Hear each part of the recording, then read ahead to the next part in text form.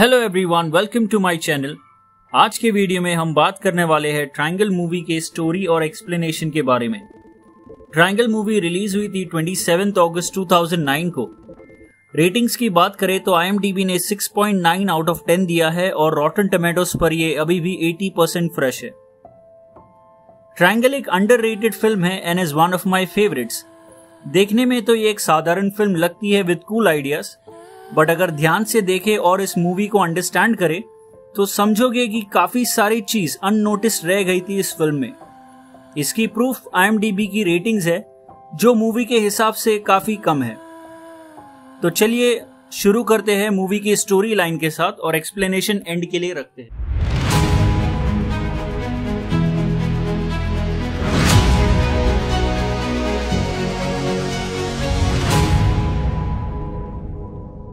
Opening scene में हमें देखने को मिलता है कि एक औरत अपने बेटे को शांत कर रही होती है, यह कहकर कि यह सब एक बुरा सपना है।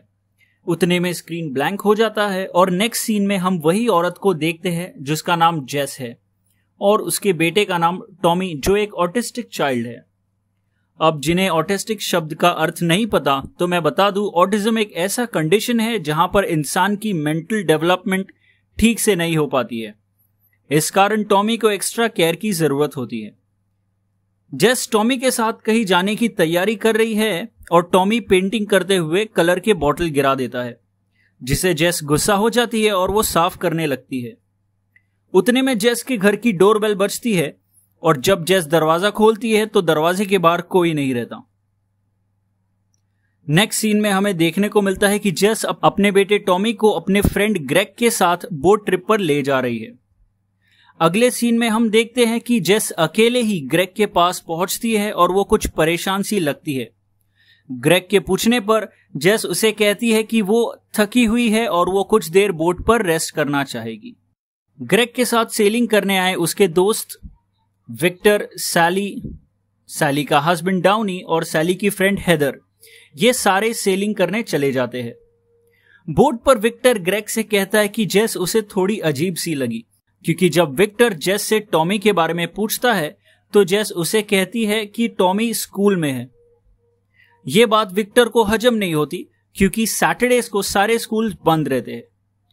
तब ग्रेग उसे कहता है कि टॉमी स्पेशल नीड स्कूल में जाता है जो रोज खुला होता है। उस वक्त बोट पर सोती हुई जेस एक सपना देखती है जिसमें वो समंदर के किनारे पड़ी हुई रहती है और समंदर की लहरें जेस के पैरों को छूते ही वो नींद से उठ जाती है और बाकी लोग से सोशलाइज होने को देखती है।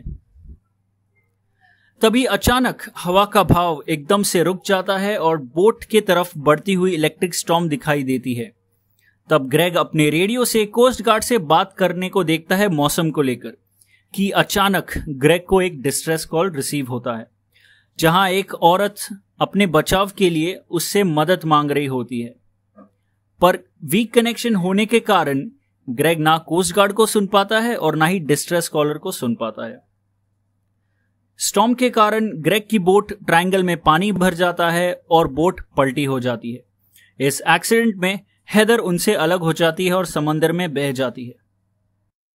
स्टॉर्म के शांत हो जाने पर सभी लोग पलटी हुई बोट पर हेल्प का वेट कर रहे होते हैं कि वहां से एक एओलस नाम का शिप गुजर रहा होता है और ये सभी उस शिप से मदद मांगते हैं। इस दौरान शिप पर एक इंसान दिखाई देता है जिसका चेहरा क्लियर नहीं होता। शिप स्लो होते ही सारे लोग उस शिप पर चढ़ जाते हैं। शिप पर चढ़ जाने के बाद ऐसा लगता है कि शिप एकदम खाली हो और सभी लोग इस शिप में घूमने लगते हैं।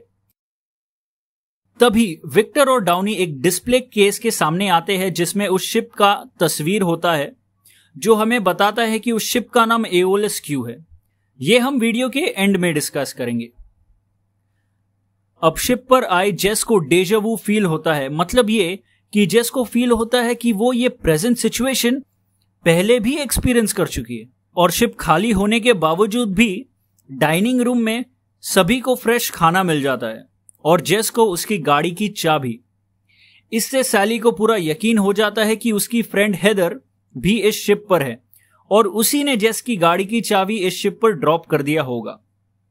तभी जेस को लगता है कि कोई उनका पीछा कर रहा है और उनकी बातें सुन रहा है और ये बात वो ग्रुप से शेयर करती है, जिस कारण विक्टर उस इंसान का पीछा करने लगता है। ग्रेग भी ग्रुप से अलग हो जाता है इस सुमसाम शिप पर इंसान को ढूंढने के लिए, और ग्रेग के साथ जेस भी आती है। इस दौरान वो एक रूम में पहुंचते हैं जहां पर खून से आईने पर लिखा होता है गो टू द थिएटर। इसे देख जेस डर जाती है और वो ग्रेग को वार्न करने को देखती है खतरे के बारे में, पर यह बात को लेकर उनमें अनबन हो जाती है, जिससे उन दोनों अलग हो जाते हैं। अब जेस फिर से डाइनिंग रूम में आती है और देखती है कि जो खाना पहले फ्रेश था वो सड़ चुका होता है, और सैली और डाउनी भी डाइनिंग रूम में नहीं रहते। उस वक्त विक्टर जख्मी हालत में जेस की तरफ बढ़ता है और उसे गला दबा के मारने की कोशिश करता है। जेस अपने जान बचाने के लिए विक्टर के सर के पीछे लगी हुई चोट को दबाती है, जिस कारण विक्टर की मौत हो जाती है। तभी एक गन शॉट की आवाज सुनाई देती है और जेस उस आवाज को फॉलो करते हुए थिएटर पहुंचती है, जहां उसे ग्रेग मरा हुआ मिलता है। और सैली और डाउनी जेस को यह बताते हैं कि मरने से पहले ग्रेग ने कहा था कि उसे जेस ने ही मारा है। अब यह थोड़ा शॉकिंग लगता है, क्योंकि जब गन शॉट की आवाज आई थी तब जेस तो विक्टर के साथ थी। तभी एक मास्क शूटर जेस, डाउनी और सैली पर गोली चलाने लगता है, जिसमें सैली और डाउनी की मौत हो जाती है, और शूटर जेस का पीछा करते हुए शिप की डेक पर पहुंच जाता है। यहां दोनों के बीच फाइट होती है, जहां जेस मास्क शूटर पर भारी पड़ जाती है, और जब जेस मास्क शूटर को मारने जाती है तब वो शूटर समंदर में गिर जाता है, और गिरने से पहले वो जेस से ये कहता है कि you have to kill them all, this is the only way to get home. इसका मतलब ये कि तुम्हें उन सबको मारना है और ये एक ही रास्ता है घर जाने का। इस वक्त जेस के सारे दोस्त मर चुके होते हैं, पर फिर भी जेस को आवाजें सुनाई देती है और वो देखती है कि वो और उसके दोस्त जिंदा है, और वो सब अपने टूटी हुई ट्रायंगल बोट से शिप पर इशारा कर रहे होते हैं। शिप रुकती है और सभी शिप पर चढ़ जाते हैं। ये देख के हमें पता चलता है कि ये मूवी टाइम लूप पर बेस्ड है, और जेस को ये पता चलता है कि इस शिप पर जिसे उसने और उसके ग्रुप ने देखा था वो जेस ही थी। शिप पर आए हुए ग्रुप का पीछा करते हुए जेस उस दौरान अपनी गाड़ी की चाबी गिरा देती है, और यही चाबी उस ग्रुप को मिलता है। अगर आपको याद हो तो ये चाबी ग्रुप को मिलने पर सैली कहती है कि हेदर भी यही शिप पर होगी और उसी ने यह चाबी गिराई है। यहां से मूवी कंफ्यूजिंग होने को लगती है, बट आई प्रॉमिस कि वीडियो के एंड तक पूरा कॉन्सेप्ट क्लियर हो जाएगा और आगे कंफ्यूजन ना हो। इसीलिए नई जेस जो ग्रुप के साथ आई है उसे हम जेस 2 कहेंगे और ओरिजिनल जेस को जेस 1। So let's begin. अब जेस 1 ग्रुप को फॉलो करती है डाइनिंग रूम तक, जहां ग्रुप को फ्रेश खाना मिल जाता है, और जेस 2 को लगता है कि कोई उनका पीछा कर रहा है, जिस कारण विक्टर उसका पीछा करने लगता है। यहां जेस 1 को यकीन हो जाता है कि ये टाइम लूप सेम पैटर्न में रिपीट हो रहे हैं, तो जेस 1 विक्टर को वार्न करने को देखती है, लेकिन उनमें बहस होने के कारण विक्टर एक वॉल हुक से इंजर्ड हो जाता है। विक्टर को इंजर्ड देख जेस 1 डर जाती है और वो वापस शिप में चले जाती है।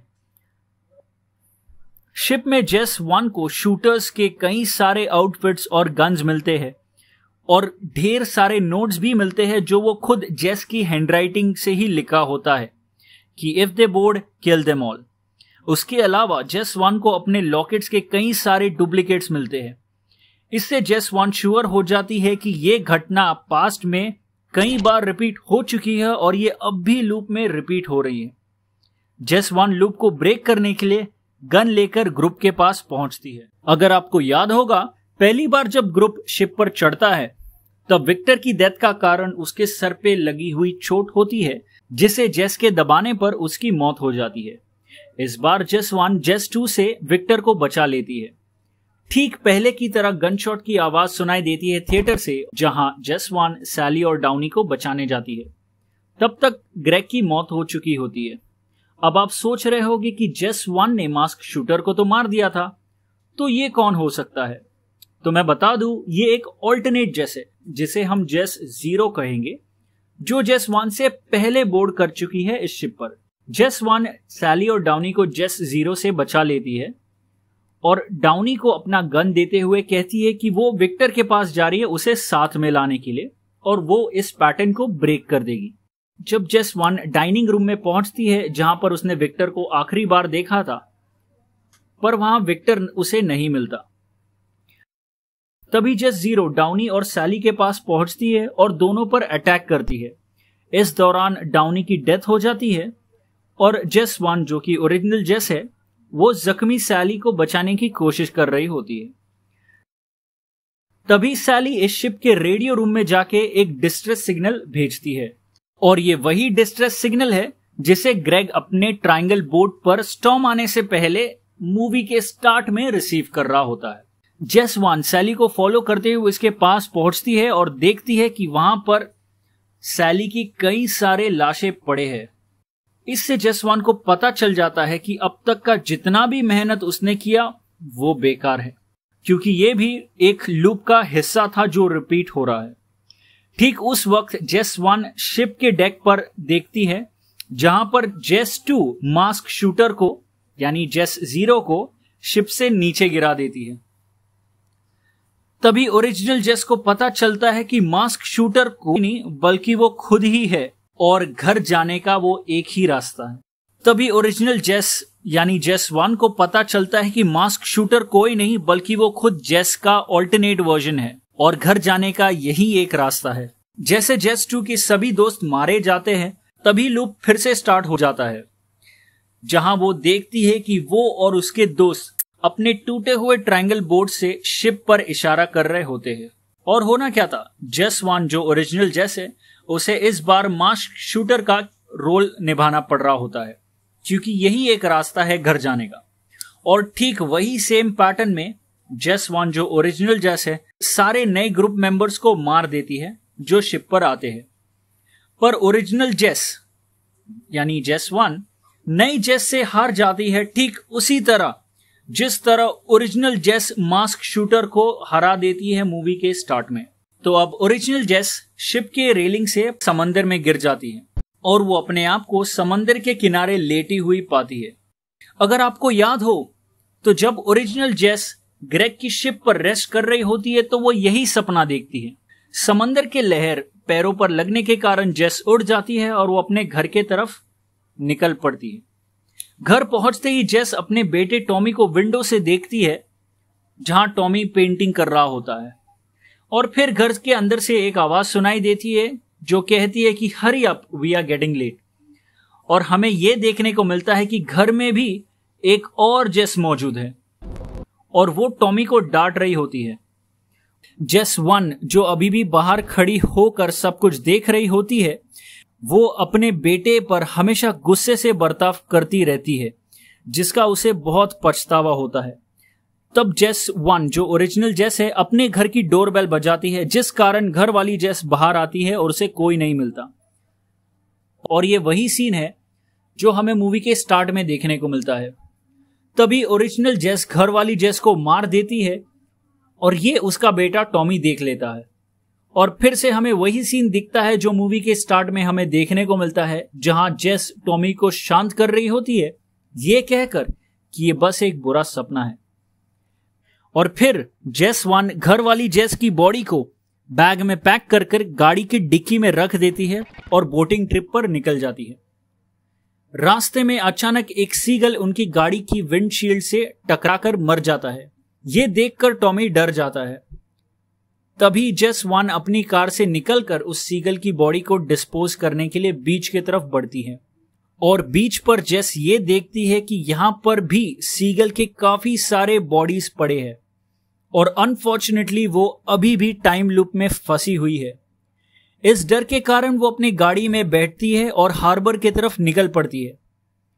टॉमी अभी भी डरा रहता है सीगल के ब्लड को विंडशील्ड पर देखकर, जिसे जेस डिस्ट्रैक्ट हो जाती है और इस दौरान कार एक ट्रक से टकराती है और यहां पर उनकी एक्सीडेंट हो जाती है। इस एक्सीडेंट में घर वाली जेस की लाश बाहर आ जाती है और उसका बेटा टॉमी जो ऑलमोस्ट मर रहा होता है, पर ओरिजिनल जेस यहां पर बच जाती है।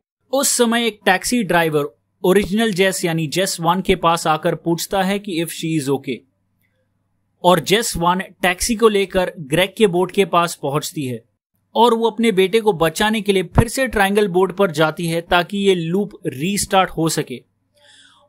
मूवी के सारे इवेंट्स फिर से रिपीट होंगे। अभी सारा ग्रुप बोट पर सवार है और मूवी यहीं पर खत्म हो जाती है। अब मूवी को लेकर आप कंफ्यूज्ड लग रहे होंगे, तो चलिए आपकी कंफ्यूजन दूर कर देता हूं। मूवी को समझने के लिए हमें ग्रीक माइथोलॉजी की एक स्टोरी समझनी होगी और यह स्टोरी है सिसिफस के बारे में। किंग एओलस जो गॉड ऑफ विंड है, उसका बेटा सिसिफस गॉड ऑफ डेथ को 2 बार चीट करता है, जिस कारण गॉड ऑफ डेथ सिसिफस को पनिश करता है। सजा के रूप में गॉड ऑफ डेथ सिसिफस को एक विशाल शिलाखंड को खड़ी पहाड़ी पर अंतहीन रूप से लुढ़काने के लिए मजबूर कर देता है और पहाड़ी के ऊपर पहुंचते ही वो विशाल शिलाखंड लुढ़क कर फिर से नीचे आ जाता है और ये सजा उसे अंतकाल तक दोहराना पड़ता है। और ये जानकारी हमें शिप पर लगी हुई डिस्प्ले केस पर भी मिलता है, जिसे विक्टर और डाउनी देख रहे होते हैं। एओलस ग्रीक माइथोलॉजी के हिसाब से गॉड ऑफ विंड है। अगर आपको याद हो तो एओलस शिप आने से पहले हवा का बहाव एकदम रुक जाता है, फिर स्टॉर्म आता है और ट्रायंगल बोट को पलट देता है, जिस कारण वो सभी लोग एओलस शिप पर चढ़ जाते हैं। गॉड ऑफ डेथ के बारे में बात करें, ट्रायंगल मूवी में गॉड ऑफ डेथ एक टैक्सी ड्राइवर के रूप में आता है जब जेस और उसके बेटे का एक्सीडेंट हो जाता है। गॉड ऑफ डेथ जेस को लेने आते हैं, जहां जेस टैक्सी ड्राइवर को ट्रिक करती है उसे हार्बर ले जाने के लिए और टैक्सी ड्राइवर को प्रॉमिस करती है कि वो वापस आएगी, पर वो वापस नहीं आती और वो ग्रेग के ट्रायंगल बोट पर चढ़ जाती है लूप को रिपीट करने के लिए और अपने बेटे को बचाने के लिए। सिसिफस जेस यहां सिसिफस की तरह ही सजा काट रही है, एक एंडलेस टाइम लूप में फंसकर, जहां उसने गॉड ऑफ डेथ को चीट किया, यानी टैक्सी ड्राइवर को। एक समय में एओलस पर 3 जेस होती हैं। सबसे पहले वाली जेस, जिसे यकीन होता है कि सबको मारने पर ही वो घर जा सकती है और वही मास शूटर का रोल प्ले करती है, इसे हम जेस 3 कहेंगे। दूसरी जेस वो होती है जिसे लूप के बारे में समझ आने लगता है, वो चीजों को समझने लगती है और ट्राई करती है कि लूप को ब्रेक किया जाए, इसे हम जेस 2 कहेंगे। जेस 1 वो है जो पहली बार एओलस शिप पर बोर्ड कर रही है और उसे डेजा वू फील होता है। जब ही नई जेस यानी जेस 1 शिप पर आती है और वो मास्क शूटर जेस 3 को शिप से नीचे गिरा देती है, तभी जेस 2 ये सब देख रही होती है। जेस 3 के चले जाने के बाद जेस 2 उसका रोल करेगी और जेस 1 जेस 2 का रोल करेगी और जो नई जेस आई है वो जेस 1 का रोल प्ले करेगी। इस सीक्वेंस में सारे पैटर्न रिपीट हो रहे होते हैं।